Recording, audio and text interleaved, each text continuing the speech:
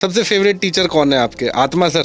आत्मा सर जो ज्योग्राफी के सर हैं और उन्हीं की वजह से ज्योग्राफी में हाईएस्ट नंबर प्राप्त हुआ है। आत्मा सर की वजह से? वो तो प्रैक्टिकल में नंबर काटा है।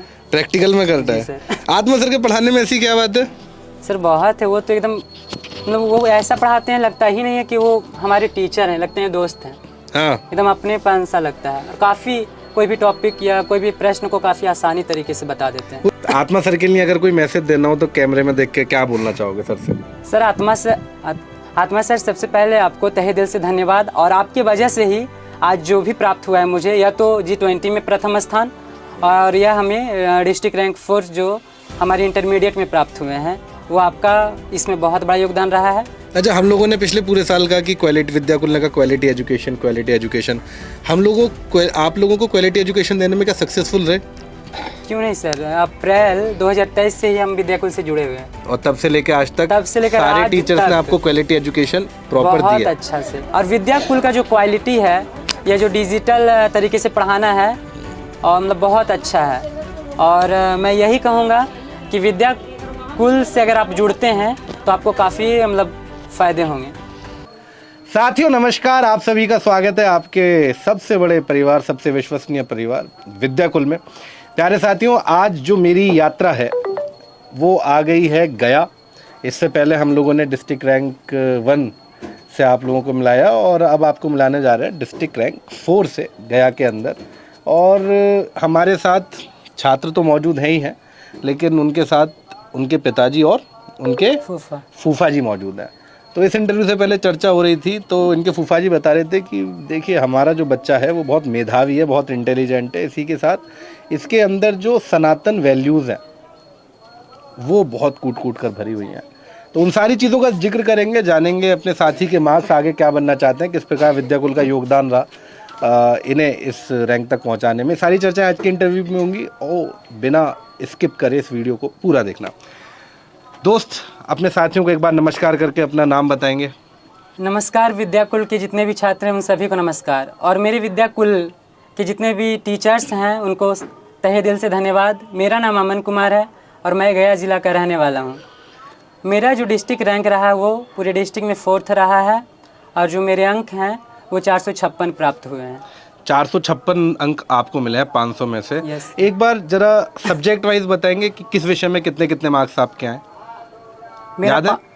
जैसे ज्योग्राफी में 94 सबसे हाईएस्ट रहा, हिस्ट्री में 93, पॉलिटिकल साइंस में 90, हिंदी में 91, अगर संस्कृत का बात करते हैं तो 88। तो सबसे ज़्यादा मार्क्स किस सब्जेक्ट में गए? हिंदी में? नहीं, 94 ज्योग्राफी। कम किस में रह गए?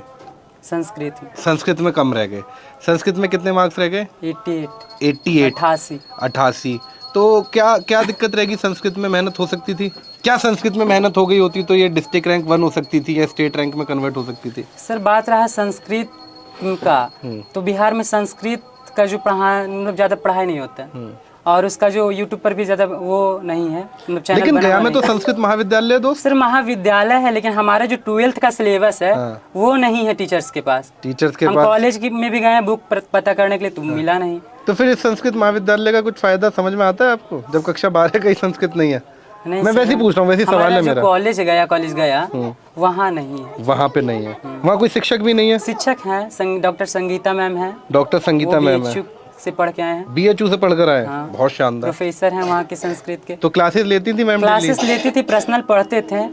उनका तो मेहनत रहा, फिर भी कहीं ना कहीं सेल्फ स्टडी के माध्यम से इतना कुछ हुआ संस्कृत में, जो इसमें जो 88 नंबर है, बाकी इसमें अच्छे नंबर है। अच्छा, क्या सपना है? जैसे बहुत सारे आर्ट्स के बच्चों का सपना UPSC में जाने का होता है, सेम सपना है या कुछ अलग है? नहीं सर, UPSC नहीं, टीचर्स बनना। टीचर बनना है? संस्कृत के टीचर। वेरी नाइस है, मतलब ये तो तुमने इंटरव्यू को काफी रोमांचक बना दिया। टीचर बनना है, वो भी संस्कृत का। बहुत इंटरेस्ट है संस्कृत में। संस्कृत में बहुत इंटरेस्ट है। संस्कृत में कुछ बच्चों को कुछ संस्कृत के बारे में टिप्स दोगे जिन बच्चों का संस्कृत वीक है या जिनका पढ़ने में मन नहीं लगता? संस्कृत की कोई भूमिका बताओगे? संस्कृत का क्यों पढ़नी चाहिए, उसकी महत्वता क्या है? सबसे पहले बात करते हैं संस्कृत का, तो संस्कृत हमारा देववाणी है, इसे अमृत धारा कहा जाता है। संस्कृत बहुत जो हमारी प्राचीन भाषा है वो संस्कृत है, और संस्कृत से ही सभी भाषाओं की उत्पत्ति हुई है। आज हम उर्दू, फारसी, अरबी या हिंदी की बात करते हैं, यहाँ तक कि अंग्रेजी भी जो निकला है वो संस्कृत का ही पाठ है, उसी से निकला है। तो संस्कृत जो कि प्राचीन समय से ही चलती आ रही है, अपनी सभ्यता और अपने भारत की संस्कृति को बनाए रखने के लिए हमें संस्कृत का ज्ञान होना अति आवश्यक है। अति आवश्यक है। और बच्चों को मैं यही कहूँगा कि वो लोग भी अपनी संस्कृति और अपनी सभ्यता को ध्यान में रखते हुए संस्कृत पर ध्यान दें। संस्कृत पर ध्यान दें। बाबूजी नमस्कार, आप अभी इस इंटरव्यू से पहले बता रहे थे इनके बारे में, आपका बच्चा है, आपने बड़े होते हुए देखा है, सब चीज़ें देखी हैं, क्या कहना चाहेंगे इनके बारे में, इनकी मेहनत के बारे में और जो रिजल्ट आया उसके बारे में? हम तो बहुत तहे दिल से धन्यवाद देना चाहता हूँ कि ये हमारे बच्चा बहुत इंटेलिजेंट, हम लोग के अरमान है, अब अरमान है कि और आगे तरक्की करे। तो इनके अंदर अभी आप बता रहे थे कि सनातन वैल्यूज जो हाँ, जो हिंदू धर्म से हम लोग हैं, सनातनी धर्म में पूजा पाठ धर्म, ये सारी उपासना हर चीज में कुट कुट के एकदम भरा हुआ है। तो उपासना पद्धति उनका अनुसरण करते हो? जी सर, जरूर। क्या करते हो? सुबह दिनचर्या कैसे शुरू करते हो अपनी? कितने बजे दिनचर्या शुरू होती है? अपने पूरे दिन के बारे में बताओ कि तुम्हारा सुबह कब होती है और शाम किस किस तरीके से होती है? सर, सबसे पहले सुबह 5 बजे उठना और उठते के साथ अपने हाथों का दर्शन करना और एक संस्कृत श्लोक के साथ अपना सुबह का जो हमारी दिनचर्या का प्रारंभ करना। ठीक है। उसके बाद माता पिता का चरण स्पर्श करना, फिर अपने जो दिनचर्या है मतलब वही स्टडी करना 1-2 घंटा। फिर उसके बाद हम लोग अपना स्नान वगैरह किए, पूजा पाठ किए जो हमारी है। पूजा पाठ करने के बाद कोचिंग वगैरह गए। कोचिंग से आने के बाद जो भी ऑनलाइन जो सर पढ़ाते हैं वो पढ़ें। फिर उसके बाद खाना वाना खा कर भी शाम को आराम किए 1-2 घंटा। फिर आराम करने के बाद फिर हम लोग पढ़ें, अपना रात का स्टडी किए, खाना खा कर सो गए। नाइस। यार इंटरटेनमेंट भी करते हो क्या? हाँ, क्यों नहीं, सच में करते हो? जरूर। पता नहीं, बहुत सारे बच्चों को ये मिथ है कि जो बच्चे टॉप करते हैं वो एंटरटेनमेंट नहीं करते। क्या देखते हो, क्या करते हो एंटरटेनमेंट के लिए? जैसे कभी बोर हो गए, क्या क्या करते हो? बोर हो गए हैं तो बहुत सारा है, जैसे हमारा खान सर का है। विद्याकुल में भी बहुत सारे टीचर्स हैं जो मतलब हंसा हंसा कर पढ़ाते रहते हैं, तो उनका वीडियो हम लोग बार बार स्किप करके देखते रहते हैं। कोई गाने वाने भी सुनते हो यहाँ भोजपुरी के जो स्टार्स हैं उनके? नहीं सर, नहीं भोजपुरी नहीं। अच्छा, भोजपुरी के नहीं, इंग्लिश के या हिंदी के? हिंदी के बॉलीवुड के सुनते हो? Yes, sir. कोई पसंद है बॉलीवुड का कोई सिंगर है ऐसा जिसे आप सुनते हो? भाई जैसे आपके फूफा जी के टाइम के तो किशोर थे, नहीं, तो हमारे किशोर दादा पसंद होंगे। ऋतिक रोशन पसंद। ऋतिक रोशन पसंद है? बहुत ज्यादा। ऋतिक रोशन हाँ, तो पसंद एक्टर है है? वो, सिंगर भी तो है, गाना भी तो गाए हैं। हाँ, गाने भी गाए हैं, गाने भी गाए हैं। Very nice. अच्छा भाई साहब, आप इनके पिताजी हैं, आप ये वाला माइक ले लीजिए, इसे पास ले आइए अपने नज़दीक थोड़ा सा, मैं बच्चे के माइक में बोल लूँगा। भाई आपके बच्चे ने डिस्ट्रिक्ट रैंक लाई है, उम्मीद थी आपको? उम्मीद थी। क्यों, कैसे थी? क्योंकि हम जान रहे हैं इसको, बच्चे शुरू से इसको हम मेहनत कर रहे हैं बचपने से। कितने बचपन से? 5 साल से। 5 साल से। कैसे, मतलब कैसे पता चलता है कि ये बच्चा कुछ बड़ा करेगा? 5 साल का था ना, जिस दिन सरस्वती जी का बैठ हुआ मन पूजा, हाँ, उसी दिन इसको हम दाखिल किए हैं। अच्छा।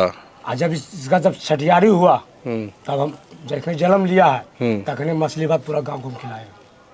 अच्छा, समझ गया? यहाँ से मेरा शुरू हुआ कहानी, शुरू वाली गोदी से। हाँ। और वहीं से इसका कहानी हम टाइट कर लिया आगे बचपने से। तो जब ये हुए तो पूरे गांव को मछली भात खिलाया? हाँ, यहाँ अपना गांव में। अपने गांव में? मेरा गांव है। हाँ, वहाँ छठियारी में। हाँ। 6 दिन का था। हाँ हाँ हाँ।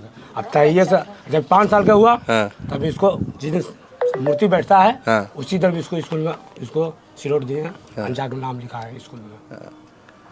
तो बच्चे ने अच्छा परफॉर्म करा है? हाँ, उसी दिन से हम तकने में कसम खा लिए थे। जब हम भी पढ़ने में बहुत तेज थे, लेकिन 10 गो स्कूलों में मास्टर हमको दिया, हमारा दिमाग नहीं काम किया।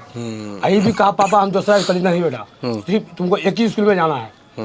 एक स्कूल में जाएगा, एक दिमाग मिलेगा, तुम आगे निकलते जाएगा। 10 स्कूल में जाएगा, 10 दिमाग देगा, तुमको दिमाग नहीं मिलेगा। और उसको एक ही दिमाग हम देले चल ही गए शुरू से अंत तक, और आ गया। पापा का क्या योगदान है यहाँ तक की जर्नी में दोस्त? सर, कहा जाए तो बच्चों के लक्ष्य प्राप्त करने के पीछे सबसे बड़ा योगदान माता पिता का ही होता है, और माता पिता के बाद गुरु आते हैं। तो इनका योगदान बहुत बड़ा रहा है। जब अगर ये पैसा नहीं देते हैं हमें कोचिंग करने के लिए या क्लास करने के लिए, यूट्यूब पर पढ़ने के लिए फ़ोन नहीं देते, तो हम कैसे पढ़ पाते? और सेल्फ स्टडी हम बुक से कितना कर पाते हैं? फिर भी हमारा जो सिलेबस बहुत बड़ा है।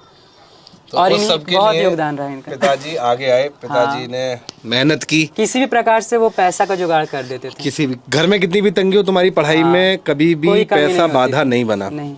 चलो नाइस। अब गुरु की बारी आई, तो सबसे फेवरेट टीचर कौन है आपके? आत्मा सर। आत्मा सर जो ज्योग्राफी के सर हैं, और उन्हीं की वजह से ज्योग्राफी में हाईएस्ट नंबर प्राप्त हुआ है। आत्मा सर की वजह से? वो तो प्रैक्टिकल में नंबर काटा है। प्रैक्टिकल में करता जी है सर। आत्मा सर के पढ़ाने में ऐसी क्या बात है? सर बहुत है, वो तो एकदम मतलब वो ऐसा पढ़ाते हैं लगता ही नहीं है कि वो हमारे टीचर हैं, लगते हैं दोस्त हैं। हाँ। एकदम अपनेपन सा लगता है, और काफ़ी कोई भी टॉपिक या कोई भी प्रश्न को काफ़ी आसानी तरीके से बता देते हैं। वो G20 वाला क्या किस्सा है यार? अब बात रहा है G20 का, तो आप सभी को पता है कि हमारा भारत इस वर्ष 2024 में यानी कि 23 से ही उन्हें G20 की अध्यक्षता मिल चुकी थी। हाँ। जिसे G20 के अंतर्गत 20 देश आते हैं, उसमें से हमारा एक देश है भारत। जब भारत को G20 मिला तो हमारे पूरे भारत में जितने भी राज्य हैं वहाँ G20 का आयोजन किया गया कि बच्चों से जानना चाहते थे G20 वाले कि आखिरकार बच्चों को इसके बारे में क्या पता है। तो हमारे गया में इसका आयोजन किया गया। हमारे गया के जो मेयर हैं और यहाँ के जो डिप्टी मेयर हैं, हमारे बिहार के जो पूर्व कृषि मंत्री रह चुके हैं डॉक्टर प्रेम कुमार, उन सभी, और यहाँ के जो डीएम है गया के डीएम, उन सभी के नेतृत्व में, उन सभी के मतलब उपस्थिति में इस प्रतियोगिता का आयोजन किया गया था। हाँ। और रहा बात आत्मा सर का, तो उनके द्वारा क्लास में बहुत बार G20 की चर्चा की गई थी, क्योंकि ये हमारा सिलेबस से भी जुड़ा हुआ था, ज्योग्राफी से। तो वहाँ पे शील्ड जीत गए? हाँ, इनाम भी जीते? जरूर। तो फिर इन्हीं का जो बताया हुआ था वही हम वहाँ जाकर बोले स्टेज पे, और पूरे डिस्ट्रिक्ट में उसमें भी पहला मतलब स्थान प्राप्त हुआ था। तो आत्मा सर के लिए अगर कोई मैसेज देना हो तो कैमरे में देख के क्या बोलना चाहोगे सर से? सर आत्मा सर सबसे पहले आपको तहे दिल से धन्यवाद, और आपकी वजह से ही आज जो भी प्राप्त हुआ है मुझे, या तो G20 में प्रथम स्थान, और यह हमें डिस्ट्रिक्ट रैंक 4 जो हमारे इंटरमीडिएट में प्राप्त हुए हैं, वो आपका इसमें बहुत बड़ा योगदान रहा है। और साथ ही साथ जो हमारे ऑफलाइन के टीचर हैं उनका भी यहाँ बहुत बड़ा योगदान रहा। Very nice. ये तुमने बहुत अच्छी बात उठाई कि जो ऑफलाइन वाले टीचर्स हैं उनका अच्छा योगदान रहा है। ऑफलाइन कोचिंग का क्या नाम था? सन ज्ञान आर्ट्स क्लासेस और glory English classes. Glory English classes, वहाँ पे इन्होंने ऑफलाइन कोचिंग भी ली है, और हम किसी का श्रेय लेना नहीं चाहते क्योंकि सब शिक्षक हमारे लिए आदरणीय है, सब मेहनत करता है। तो थैंक यू सो मच बेटा, मैं तो दिमाग से स्किप हो गई थी, ये अच्छा हुआ तुमने याद दिला दिया। अच्छा, हम लोगों ने पिछले पूरे साल कहा कि क्वालिटी विद्याकुल ने कहा क्वालिटी एजुकेशन, हम लोगों को, आप लोगों को क्वालिटी एजुकेशन देने में क्या सक्सेसफुल रहे? क्यों नहीं सर, अप्रैल 2023 से ही हम विद्याकुल से जुड़े हुए हैं, और तब से लेकर आज तक सारे आज टीचर्स ने आपको क्वालिटी एजुकेशन प्रॉपर दी है। बहुत अच्छा से। आर्ट्स के बच्चों को मैसेज देना चाहोगे कि अपने भविष्य को लेकर हुंकार बैच को ज्वाइन करें या विद्याकुल को डाउनलोड करें? वो सब नहीं, वो सब तो बच्चा करेगा। एक ऐसा मैसेज जो बच्चे के लिए इंपॉर्टेंट हो। बीइंग अ टॉपर, तुम अपनी तरफ से बच्चे को एडवाइस करना चाहते हो कि ये गलतियां मुझसे हुई हैं, आप मत करना, आप ज़्यादा अच्छा कर पाओगे। एक बड़े भाई की तरह अगर गाइड करना चाहो। सबसे पहले मेरे जितने भी छोटे भाई बहन हैं उनको मैं यही बताना चाहूँगा कि अगर आप मतलब 2025 में इंटरमीडिएट का परीक्षा देने वाले हैं, तो आप जो अपना सिलेबस एक जो हमारा बिहार बोर्ड के द्वारा निर्धारित किया गया है उसको आप खुद से कवर कीजिए, और उसके बाद अगर ऑफलाइन टीचर से हो जा रहा है तो वो काफ़ी अच्छा है। और अगर कुछ प्रॉब्लम हो रहा है तो बहुत सारे यूट्यूब पर चैनल हैं, और अगर देखा जाए इन सभी ऑनलाइन चैनलों में नंबर 1 है विद्याकुल। और विद्याकुल का जो क्वालिटी है, या जो डिजिटल तरीके से पढ़ाना है, और मतलब बहुत अच्छा है। और मैं यही कहूँगा कि विद्याकुल से अगर आप जुड़ते हैं तो आपको काफ़ी मतलब फ़ायदे होंगे। सर ऐसा बात नहीं, मैं ये नहीं कह रहा हूँ कि विद्याकुल से ही जुड़े, लेकिन हमने पढ़ा है विद्याकुल से, इसलिए आप एक्सपीरियंस बता रहे हो अपना कि वो एक्सपीरियंस अच्छा रहा है। विद्याकुल कोई मतलब जैसा तैसा चैनल नहीं है, देखा जाए पूरे बिहार का क्या पूरे इंडिया का नंबर 1 चैनल है। Thank you so much. और विद्याकुल में हर बच्चों मतलब जिस प्रकार का जो बच्चा है उसके अकॉर्डिंग ही उसको पढ़ाया जाता है। तो दरअसल आर्ट्स में बेटा हम लोगों ने जो खास किया हुआ है वो ये है कि जितने भी टीचर्स हैं आपके, जैसे आत्मा सर हुए, रजत हुए, और बाकी जितने भी टीचर्स हैं, वो सारे टीचर्स यूपीएससी एस्पिरेंट हैं, और ऑलमोस्ट अपनी लाइफ में, अभी भी एस्पिरेंट है, अभी भी कर रहे हैं, और अपनी लाइफ में 2 बार 3 बार उन एग्ज़ाम्स को निकाल चुके हैं, प्री निकाल चुके हैं, मेंस निकाल चुके हैं, इंटरव्यू में कहीं ना कहीं ड्रैग डाउन हुए हैं, और उसे वो लगातार कवर कर रहा है। तो इस तरह से हम लोग क्वालिटी को मैप करने की कोशिश में हैं।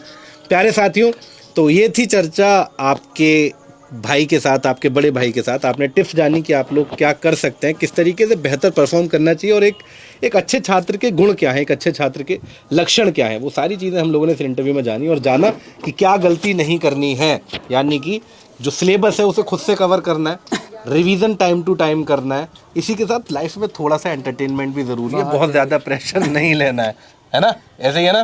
तो साथियों, मेरी संकल्प यात्रा फिर पहुंचेगी अगली किसी कहानी में, जहां पे किसी एक छोटे परिवार के बच्चे ने, एक साधनहीन परिवार के बच्चे ने संकल्प लिया हुआ है कि वो अपनी मेहनत से, वो अपनी ज़िद से अपने परिवार की परिस्थितियों को बदलेगा।